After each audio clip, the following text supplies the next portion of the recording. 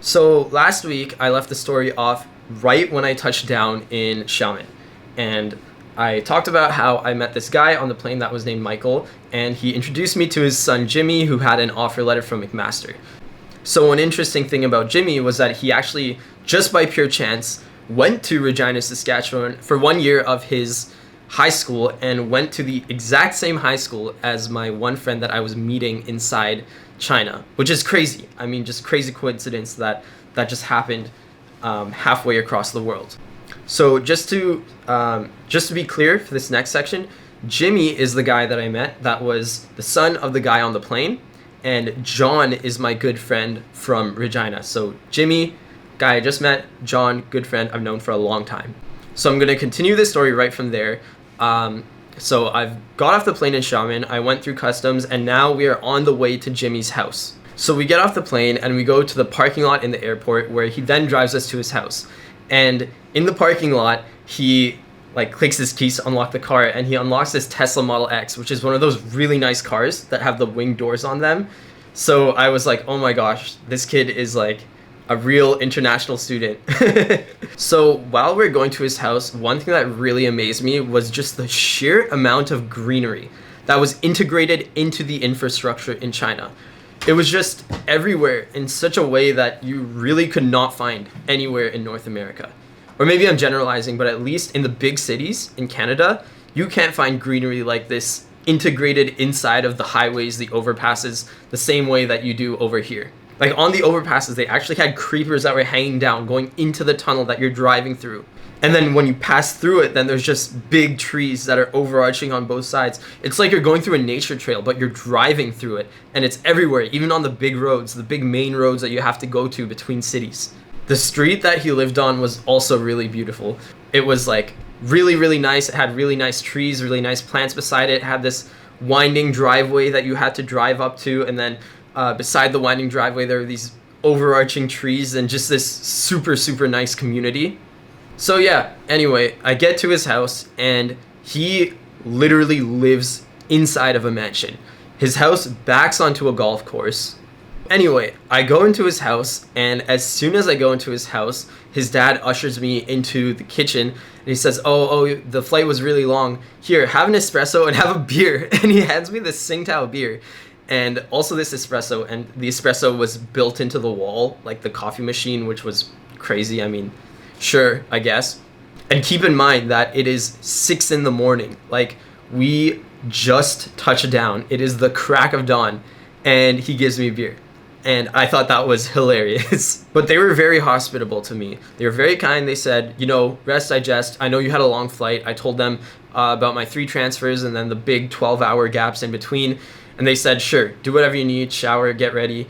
And we can help you out with whatever you need when you're in China.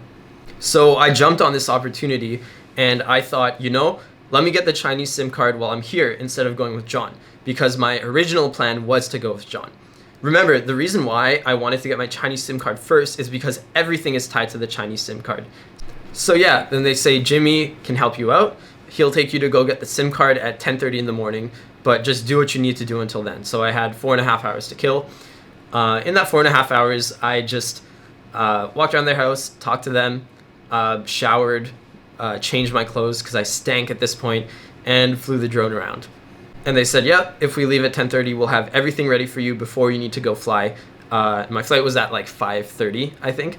And I don't really know how to express this over the camera, but this whole situation was crazy. Like, I am traveling internationally for the first time ever alone in my life. The guy next to me, he speaks a little bit of English, and just randomly by chance, we start talking. His son goes to the same high school as the guy that I was already planning to meet when I touched down in my final destination. So somehow, by chance, they kind of know each other. I don't know, it was a lot to process. It didn't even feel real. I thought it was absolutely crazy. But anyway, back to the main story. So yeah, 10:30 rolls around and he takes me to the biggest mall in Xiamen. Alright, this is me and Jimmy. And we're just going to set me up with Chinese phone numbers so that I can get WeChat and Alipay. And already on the way there was some pretty crazy stuff that I felt was a big culture shock to me. We would be driving down the highway and there would just be an array of like 30 cameras and they would just be pointing at us and clicking all the time. It didn't matter if we were speeding, even going the speed limit, they were just like always capturing pictures. And that was a common theme, like everywhere you go, there are always cameras just constantly clicking. Really makes you wonder where they get the storage for all of this. And a common thing that I kept hearing because of this was, oh, it's safe to leave something here or leave something there. Like, nobody's going to steal your stuff in China. And that's purely due to the fact that no matter where you are going to be monitored. So if there's any crime that's committed, you will be traced down in like 2 seconds. All the traffic lights had timers on them. And not only did they had timers, but the actual displays inside of the Teslas showed you how much time there was until the timer was going to change. There was also some cool footage here of me going into the city, just going across a bridge, showing off the coastline. But yeah, then we made it into the mall. And at this point, I was pointing to things in the mall, and I was saying, how do you say this? How do you say this? Because I did know a little bit of Chinese from high school, and I was trying to get Jimmy to remind me of the words or teach me new words. And at one point, he was like, you can order for yourself in Chinese. So we went to the counter, and he was just silent. He was like, go ahead. You got this. I got it? Oh my gosh. Okay, hold this.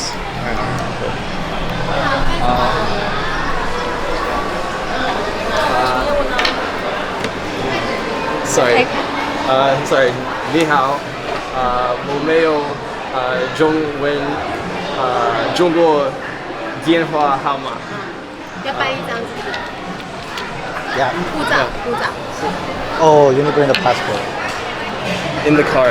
Oh, right. So grab passport. Yeah, passport. As soon as she responded, I was like, "Hey, I said it, and she understood." Yeah. Okay. So what did she say when she responded? She said, "You want to get one?" You want to get one? Yeah. Oh, I didn't understand it. Like, she said it so fast. Yes. I like it. She like instantly knew as soon as I started speaking. Kind of confused what it was. It's okay. It's okay. This is how I have You to did live. it. You did it. She understood me. Took a second. But yeah, it turns out that I forgot my passport. And that's one theme that's very common here. The passport is central to everything. To sign up for a WeChat account, you need your passport. To sign up for a phone number, you need your passport. To sign up for Alipay, which is the central payment method, you need your passport. To do almost anything, I quickly realized that I needed to get comfortable with carrying my passport around and just showing it to strangers, because everything is tied to your phone number, which is tied to your passport. It's all very central to your identification, if that makes sense. So after this whole ordeal, we were actually getting pretty close to the time when I needed to leave for the airport. I think we left at around 4 o'clock, and Jimmy took a few wrong turns, and it was very stressful. I made it in with just enough time to spare to board the flight, so I wasn't recording at all because I was trying to rush my way through security. But this was around 5:30 then. I boarded the flight to Hefei. Again, didn't record anything here, but finally I got off the plane and I landed at my destination, which was in Hefei, and my friend from Saskatchewan, John, was there to greet me. We made it.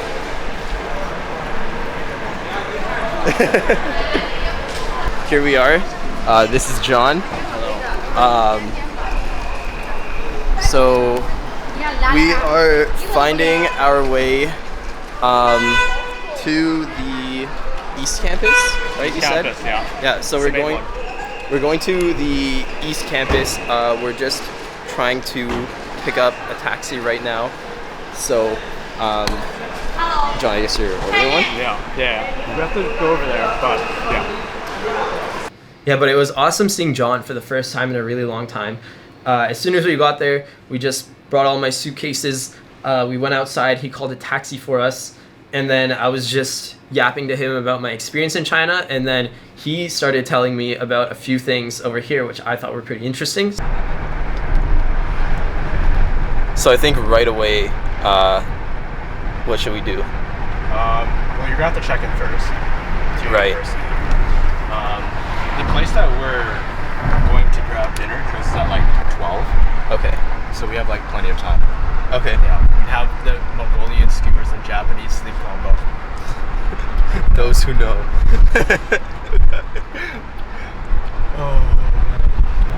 For context, the place I'm going to take you to, Yeah. and like the end of your trip, the population of that province alone is double that of the entirety of Canada. Oh wow. Yeah. Oh my god. That's like normal in China. It's pretty normal. So it's gonna be crazy. I'm excited. I'm excited.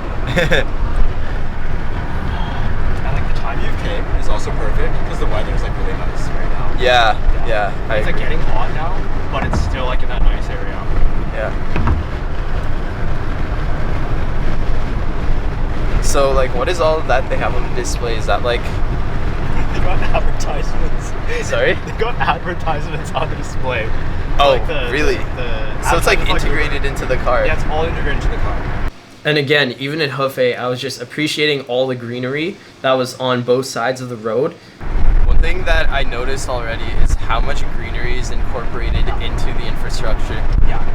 Like, it's so much nicer to look at than Yeah. America.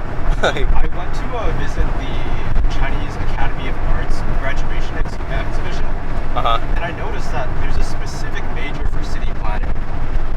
Like all of like the top prestigious like universities are universities. Which Well, kind of explains. You can, yeah, it really shows in the cities. Like, I think definitely like of all the airports that I visited, like all of them have like a very nice sort of like entrance into the city. Yeah. There's a bunch of like greenery and shit. Like if I think back to like Regina Airport. Bro, what do you mean? There's no airport in Regina. What do you mean there's nothing at Regina Airport? One thing that I hadn't seen before was there was these rows of apartment buildings, and it was like an entire city that was just dedicated to people living in them. So you could see they almost look identical, just clone stamp tool beside each other, and it extended that way both laterally and vertically. And it was so weird just seeing so many of the same building side by side.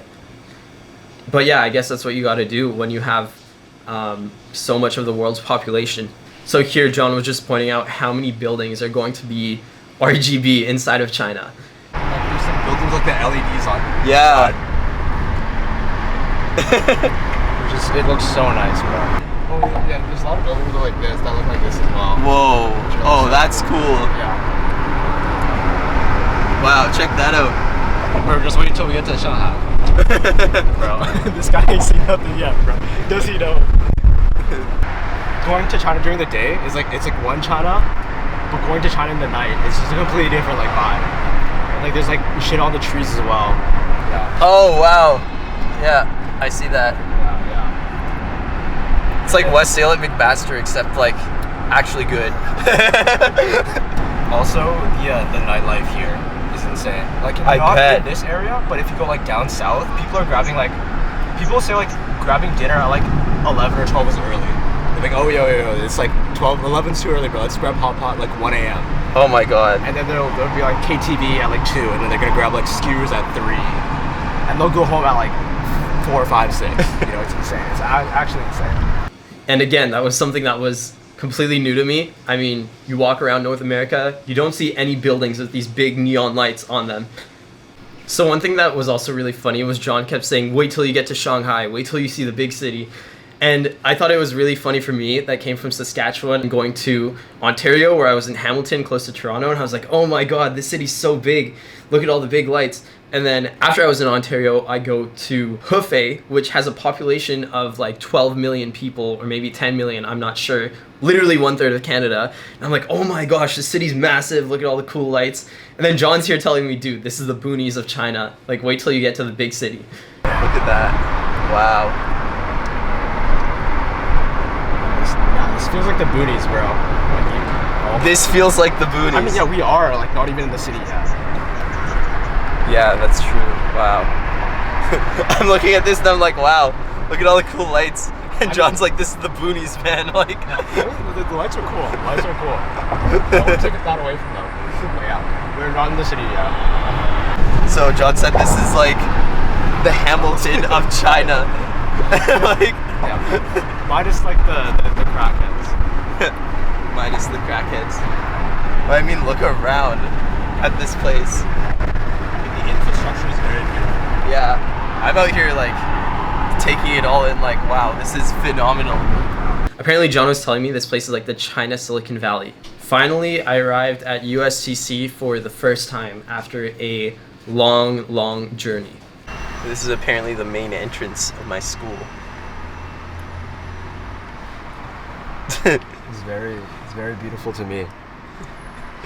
I can't see it. The big ass pole in the way. What's crazy about this school is that there's not even like a name of like the city. It is literally the China School of Technology and Science, or Science and Technology. John was telling me that USCC is actually a very good university in China, and he was telling me, I mean, just think about it. It's got the name of China in it, University of Science and Technology China. That's like if they had a University of Canada. I'm going to end the video here. I think I'll leave the next part where I was trying to firstly get past the guards and get into campus, and then secondly find where I was supposed to be sleeping that night for the next video. So I will see you guys next time. Bye.